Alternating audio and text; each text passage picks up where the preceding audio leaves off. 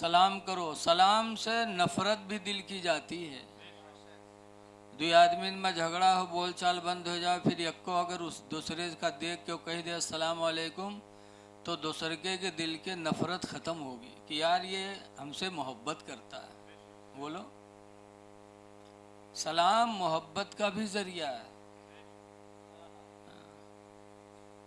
एक जलसा होता रहा है, मौलाना साहब तकरीर करता रहा है, एक आदमी बैठा रहा है, जब सुनिस तो कही सरे ये तो बहुत बढ़िया नुस्खा बता दी मौलाना, हमरे हमरे मेहरुम बनत नहीं है, रातों दिन तू तो मैं लाग रहा था। मौलाना कहते सलाम करो, मोहब्बत पैदा होगी। तो सोचिस अब घरे सलाम करवे ताकि झगड़ा दूर हो जाए। जलसा सुन के गवा घरे, अब मुहारम ठाड़, कबू सलाम की हिस्स नहीं रहा तो शर्मइबो करे और हिम्मत नहीं पड़े। मुहारम खड़ा कहे कैसे सलाम करिए। बड़ी देर के बाद हिम्मत पड़ी तो घर में घुसा, वास्तीन समेटे ला, कहे था सलाम करब चाहे जौन हो जाए, लागत है लड़ाई जात है। हाँ, अब आस्तीन वास्तीन समेट के घर में घुसा, मेहरुआ से कहा था अस्सलाम वालेकुम, तो कहा था तोर सब मजाक नीक लागत है, लेकिन यूं मजाक तोर हमका नहीं नीक लागत। इतनी मेहनत के बाद बेचारा सलामों के तो मेहरुआ कहता है तो यूं मजाक हमका नहीं निक लागत। बताओ, आज घर में इस्लामी माशरा नहीं है? समझती नहीं कि सलाम में कितनी बरकत अल्लाह ने अता फरमाया। और जब कोई सलाम करे तो जवाब जरा मुस्कुरा के दिया करो। अल्लाह ताला कुरान करीम में फरमाता है वइज़ा हुय्यितुम, ईमान वालो जब तुम सलाम किए जाओ, फ़हय्यू बिअहसना वइज़ा हुय्यितुम बितहय्यतिन, ईमान वालो जब तुमसे कोई सलाम करने वाला सलाम करे, फ़हय्यू बिअहसना मिन्हा, तो उससे बेहतर उसके सलाम का जवाब दो। उसने कहा अस्सलाम वालेकुम, तो तुम लगा दो वालेकुम अस्सलाम रहमतुल्लाह, रहमतुल्लाह जोड़ दो। अगर वो कहे अस्सलाम वालेकुम रहमतुल्लाह, तो तुम बरकातहू जोड़ दो, वालेकुम अस्सलाम रहमतुल्लाहि व बरकातहू, और मुस्किया के दे दो तो और अच्छा है। लेकिन बहुत से लोगों की आदत है, अगर कोई करवो करे अस्सलाम वालेकुम तो वालेकुम सलाम, वालेकुम सलाम। अरे ये कौन जवाब है? कुरान कहता है मोहब्बत से जवाब दो, और तुम भोंगिया के जवाब देते हो। हा? सलाम करो, मेरे नबी का पहला पैगाम है मदीना वालों को।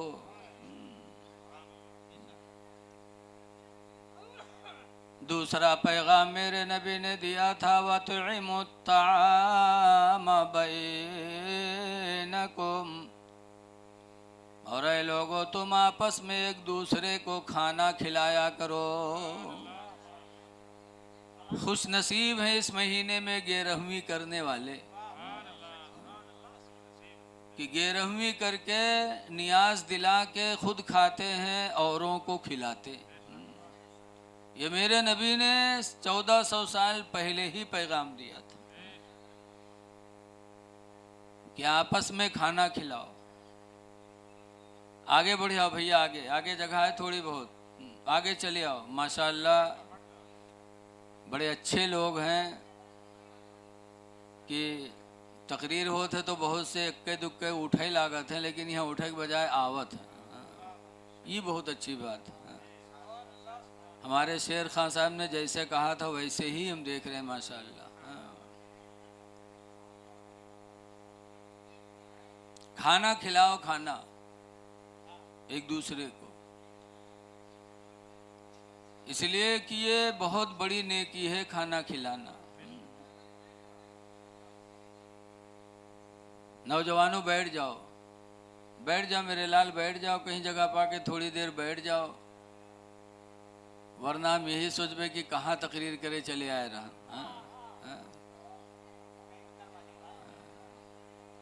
बैठ जाओ, बैठ जाओ, बोलो ना भैया, बोलो ना सबको। आगे जगह है, आगे आ जाओ, आगे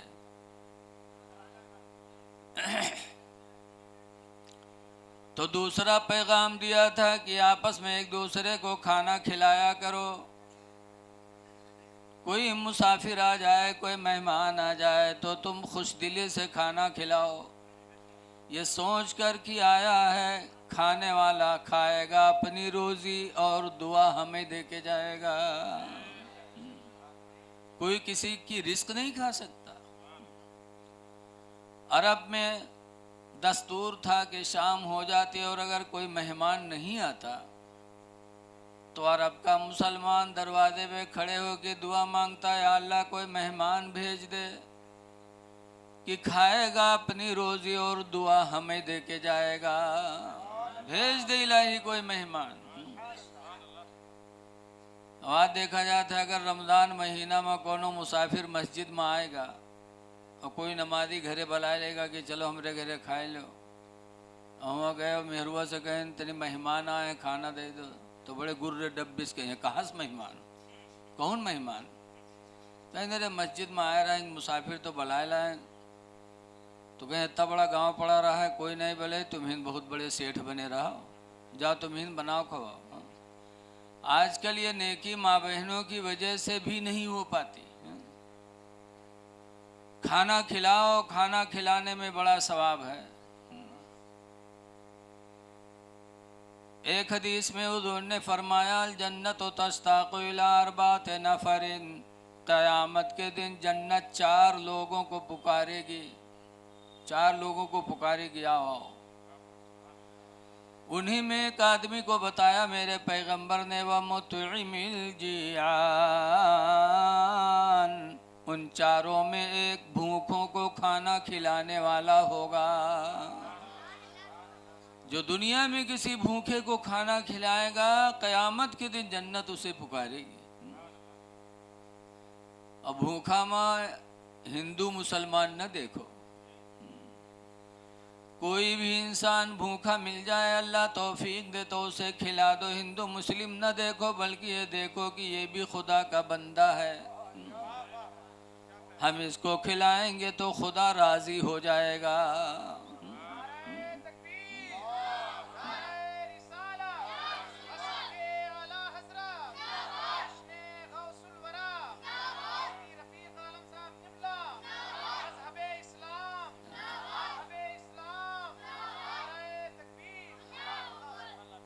जैसे दुनिया में देखा जाता है किसी की औलाद को कुछ खिलाओ पिलाओ तो बाप खुश होता है कि नहीं होता है? किसी के आदमी की इज्जत कर लो तो जिसका आदमी होता है वो खुश होता है। जैसे प्रधान के कोई मेहमान आवे और गांव वाला कोनो पाए जाए तो उके खवावे पियावे इज्जत करे, फिर प्रधान का पता चले तो प्रधान खुश होगा कि नहीं खुश होगा कि हमारे आदमी की इसने इज्जत की। ऐसे अल्लाह के बंदों की खिदमत करोगे तो अल्लाह तुमसे खुश होगा। बड़ा मेहरबान है खुदा। क़यामत में मुस्लिम शरीफ की हदीस है कि एक बंदा अल्लाह की बारगाह में हाजिर होगा तो अल्लाह उससे नज़र रहमत मोड़ लेगा। जब मोड़ेगा तो बंदा कहेगा ऐ अल्लाह मैंने नमाज भी पढ़ी है,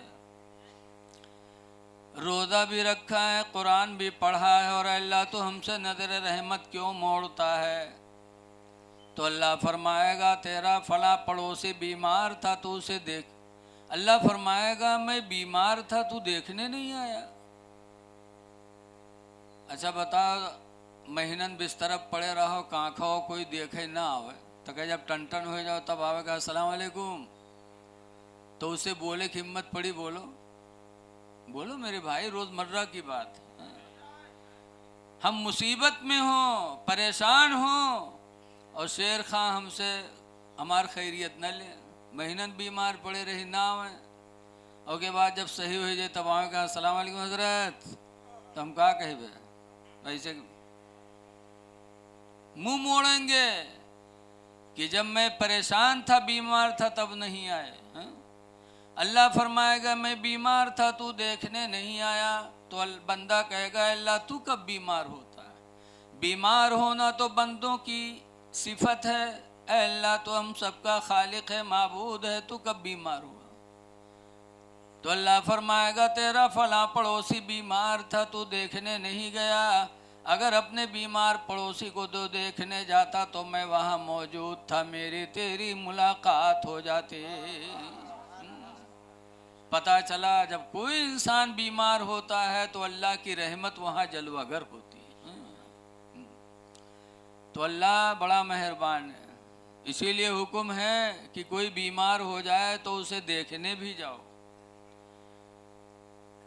देखने में बहुत बड़ा सवाब है, लेकिन देखने जाओ तो वहाँ करो क्या।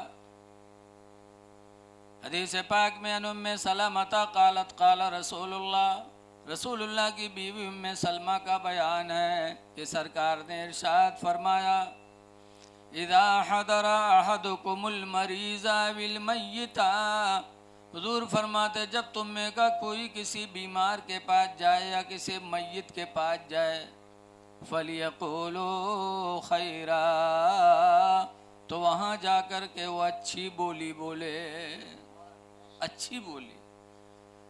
बीमार के पास जाओ तो देखो को या अल्लाह इसे शिफा दे दे, या अल्लाह रहम कर दे। मय्यत को देखो तो को या अल्लाह इसकी मग़फ़िरत फरमा दे, ये अच्छी बोली है।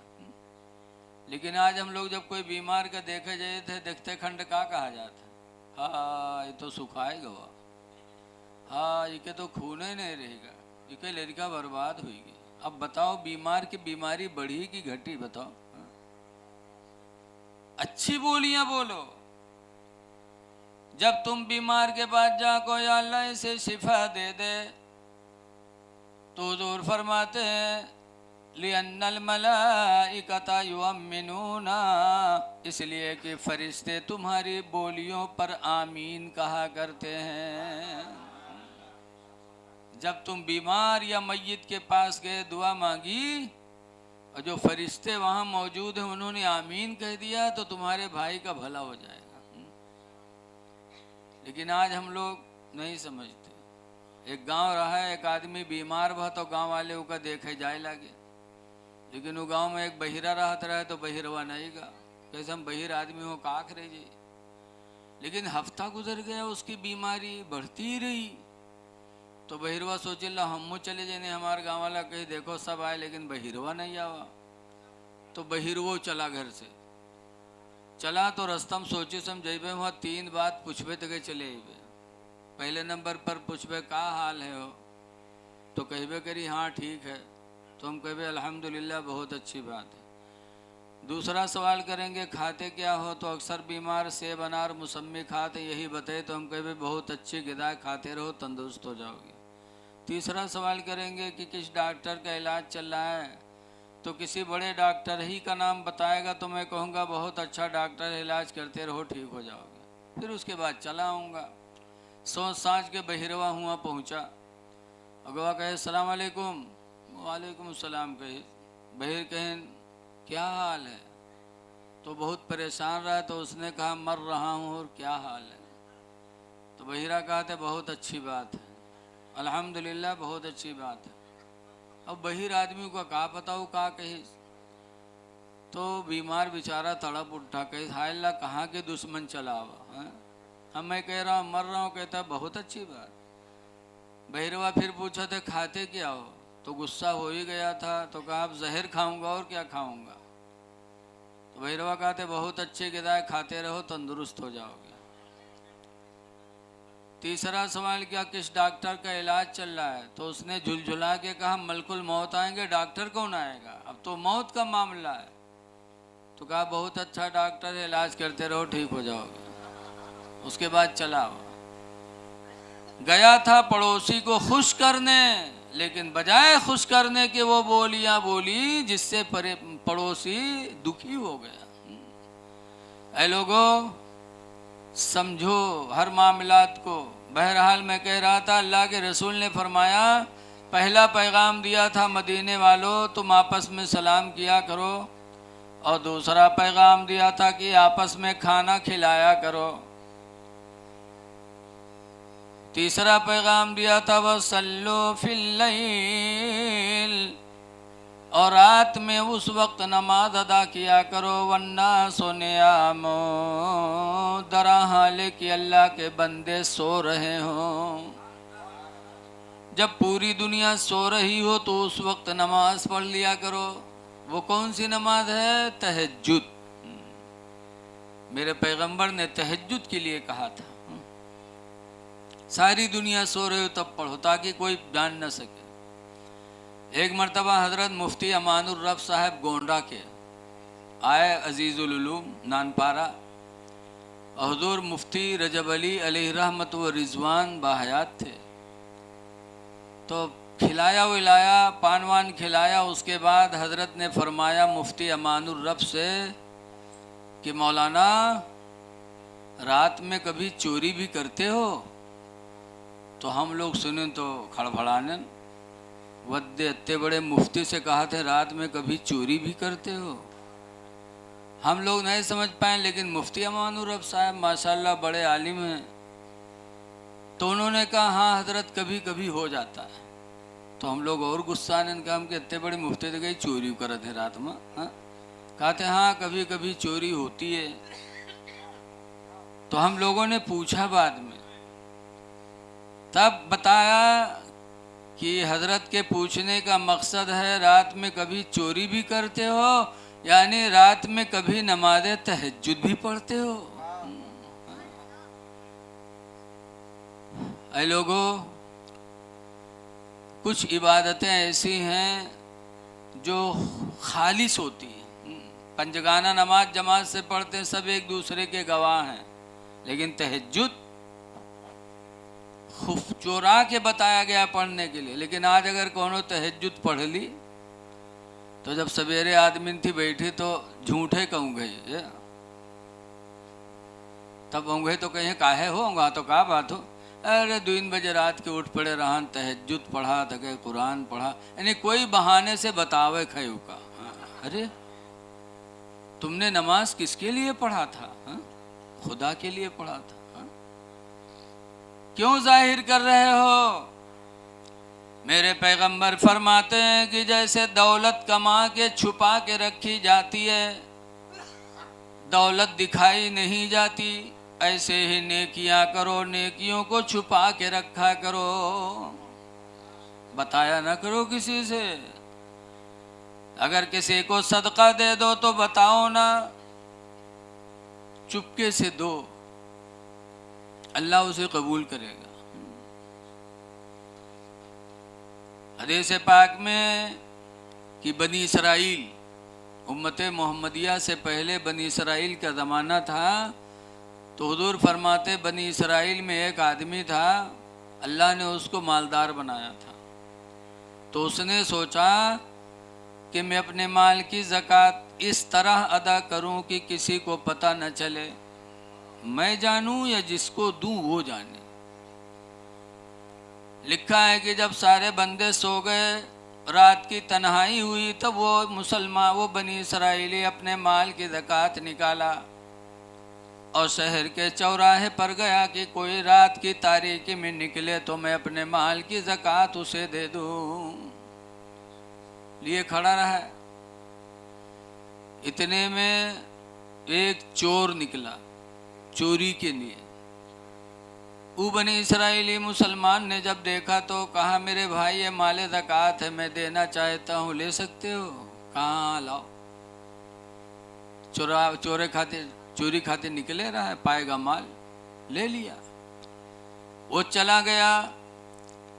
लेकिन जब सुबह का वक्त हुआ तो एक फरिश्ता अल्लाह के हुक्म से आया और वो उसके गली कूची में ऐलान करने लगा, रजुलुन तसद्दक़ सदक़तन अला यदे सारिक़िन, कि आज की रात एक आदमी ने एक चुट्टे को सदका दे दिया। आज की रात एक आदमी ने चोर को सदका दिया। वो फरिश्ता इंसान की शक्ल में गली कूचे में बयान करता फिर रहा था। बनी इसराइली समझ गया कि मेरा ही मामला है, हाय अफसोस मेरे सदक़े का माल चोर को हाथ में लग गया। फिर उसने सोचा कि मेरी आज की ज़कात तो बर्बाद हो गई, आज मैं फिर ज़कात निकालूंगा और रात के सन्नाटे में ले जाके आज किसी मर्द को नहीं दूंगा, किसी औरत को दूंगा। रात आई, फिर अपने ज़कात का माल निकाला और शहर के चौराहे पर गया और खड़ा था। इतने में एक नौजवान औरत का गुजर हुआ। उस बनी इसराइली ने देखा कि ये औरत है, ये चोरी तो करेगी नहीं, करती नहीं, चोर मर्द होते हैं, औरतें कहाँ होती। तो उसने अपने माल ज़कात उस औरत को दे दिया। वो औरत ज़कात का माल लेके चली गई। सुबह का वक्त हुआ तो वही फरिश्ता फिर इंसान की शक्ल में आया और ऐलान करने लगा, रजुलुन तसद्दक़ सदक़तन अला यदि ज़ानिया, कि आज की रात एक आदमी ने अपनी ज़कात का माल रेंडी को दे दिया, जानिया को दे दिया। वह औरत ज़ना की नीयत से रात में निकली थी कि किसी से ज़ना करा के पैसा ले ले, लेकिन जब वो देखा तो उसने दिया तो उस औरत ने ले लिया। तो फरिश्ता जब ऐलान करने लगा तो बनी इसराइली ने सुना तो बड़ा सदमा हुआ कि हाय अफसोस, आज की मेरी ज़कात फिर बर्बाद हो गई, जानिया के हाथ में लग गई। फिर उसने सोचा आज रात फिर मैं अपने माल की ज़कात निकाल कर शहर के चौराहे पर जाऊंगा और आज न किसी जवान मर्द के हाथ में दूंगा, न किसी जवान औरत के हाथ में दूंगा, आज मैं किसी बूढ़े के हाथ में दूंगा। जो बूढ़ा होगा ना चोरी करेगा ना ज़िना करेगा तो मेरी ज़कात अल्लाह की बारगाह में कबूल हो जाएगी। रात का वक्त हुआ, फिर उसने अपने माल की ज़कात निकाली और निकालने के बाद उसी शहर के चौराहे पर खड़ा था कि एक बुढ़े का गुजर हुआ। उसने सोचा कि ये तो बूढ़ा है, इसके हाथ में दे दूंगा, मेरी ज़कात अदा हो जाएगी। करीब गया, कहा मेरे भाई ये ज़कात का माल है, ले सकते हो? कहाँ, दे दो। दे दिया। आया घरे बड़ा खुश रात में कि आज मेरी ज़कात अल्लाह की बारगाह में कबूल हो जाएगी। लेकिन जब सुबह हुई तो फिर वही फरिश्ता इंसान की शक्ल में उतरा और गली गली में ऐलान करने लगा, रजुलुन तसद्दक़ सदक़तन अला यदि गनीन, कि आज की रात में एक आदमी ने एक मालदार के हाथ में सदका दिया। वो बूढ़ा जरूर रहा लेकिन रहे मालदार, और ले ली ज़कात के माल। कोनो के पेट भरत तो है नहीं पैसा से, माल ज़कात ले लिया। जब उस फरिश्ते ने ऐलान करना शुरू किया तब वो बनी इसराइली बहुत रोया और पूरा दिन रोता रहा, या अल्लाह कौन सी गलती हो गई कि मेरी ज़कात तेरी बारगाह में कबूल नहीं हो रही है। पहली रात नौजवान को दिया तो चोर के हाथ में लगी, दूसरी रात ज़कात दिया तो जानिया के हाथ में चली गई, तीसरी रात को ज़कात का माल निकाला तो मालदार के हाथ में चली गई। उसी अफसोस में वो बंदा पूरा दिन रोता रहा। जब चौथी रात आए तो वही फरिश्ता फिर इंसान की शक्ल में उतरा और गली गली में ऐलान करने लगा, क़द क़ब्बल अल्लाहु सदक़ातिही कुल्लिही, कि अल्लाह ताला ने उसके तीनों रात के सदक़ों को कबूल फरमा लिया। अल्लाह ने उसके तीनों सदक़ों को कबूल फरमा लिया। कहने लगा पहली रात में जो चोर के हाथ में ज़कात की माल लगी तो चोर जाके घर में तौबा किया, कहा अल्लाह मैं कितना बदनसीब इंसान हूँ कि रातों रात माले हराम के चक्कर में लगा रहता हूँ, और तेरे बंदे ऐसे हैं जो तेरी रज़ा के लिए रातों रात अपना माल तेरे बंदों पे निछावर करते हैं। चोर उसी रात को उसने चोरी से तौबा कर लिया। दूसरी रात वाला सदका वो औरत ज़ना के लिए चली थी, लेकिन जब भारी भरकम माल पा गई तो उसने भी ज़ना से अपने आप को बचा लिया। और तीसरी रात मालदार के हाथ में माल ज़कात लगे तो उसको एहसास हुआ कि अल्लाह ने मुझे दौलत दी, मैंने ज़कात नहीं निकाली, और अल्लाह के बंदे ऐसे हैं जो अपने माल को रातों रात शहर के चौराहों पे अल्लाह के नाम पर देते रहते हैं। तो उस मालदार को एहसास हुआ और उसी दिन से उस वो भी अपने माल की ज़कात निकालना शुरू कर दिया। तो पता चला जब इंसान की नीयत अच्छी होती है, छुप के करता है, तो अल्लाह उसकी नेकियों को कबूल फरमा लेता। इसलिए लोगों, नेकियां करो तो उसको छुपाओ। लेकिन आजकल तनिक कैले हैं तो उसका जाहिर जरूर, बहुत से तो तस्वीर लिए हैं और घरे न बैठी हैं, फटाफट दाना गिरावा करी है, बतियावो करी है, मोहल्लम घूमो करी है, ताकि जाने कोनो दज्जाल हो जाते हैं। ये फकीरों की दज्जाल है। अल्लाह का नाम लेना है, तन्हाई में लो, बात भी कर रहे हो, तस्बीह के दाने भी फटाफट चल रहे हैं। ये क्या है? एक बुजुर्ग थे, एक साहब के यहाँ मेहमानी में गए। जब वो बैठे, खाना का वक्त आया, तो घर वाले ने अपनी बीवी से कहे, वो बक्सा में यहाँ हज वाला दस्तरखान रखा होगा, उठा लाओ।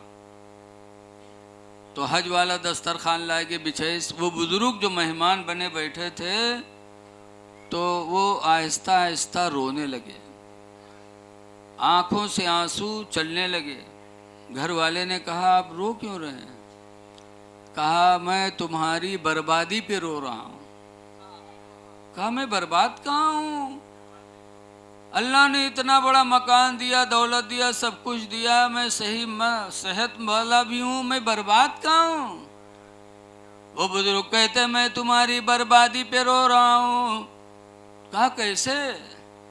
बुजुर्ग कहते हैं कि अगर तूने मेरे लिए दस्तरखान मांगा था बीवी से, तो कह देता बक्से में दस्तरखान है, ले आ।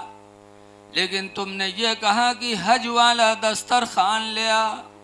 इसका मतलब तुम हमको बताना चाहते हो कि तुमने हज किया है, हज का शोहरा करना चाहते हो। हज खुदा के लिए किया जाता, तुमने हज खुदा के लिए नहीं किया, बल्कि दुनिया में ढिंढोरा पीटने के लिए किया है। तो जिस मकसद के लिए तुमने किया, वो मकसद अदा हो गया। रज़ा इलाही का वसीला तुम्हारा हज न रहा, तुम्हारा हज बर्बाद हो गया, इसलिए मैं तुम्हारी बर्बादी पे रो रहा हूँ। पता चला इंसान जब कोई नेकी करे तो उसको छुपाए। लेकिन आजकल हाजी हज कह के आई हैं, तो कह बैठी हैं, तो हुआ बतिएवा बताई हैं हरगरी, इके मारे न बताई क्यों चला जाए, इके मारे क्यों जाने कि हाँ ही गए रहे हुआ गए तो यू भवा, हुआ गए तो यू भवा। हज करके छुपाओ। लेकिन हाजी भी कई मेर होते हैं, जब तक हज न करी है तब तक ठीक रही है, और जहाँ हज कह के आए बेईमानी करे शुरू कर दी। कहूँ यार खेत बढ़ावत हैं, को वहाँ रुके माल हड़पते हैं। ऐ लोगों, हाजी का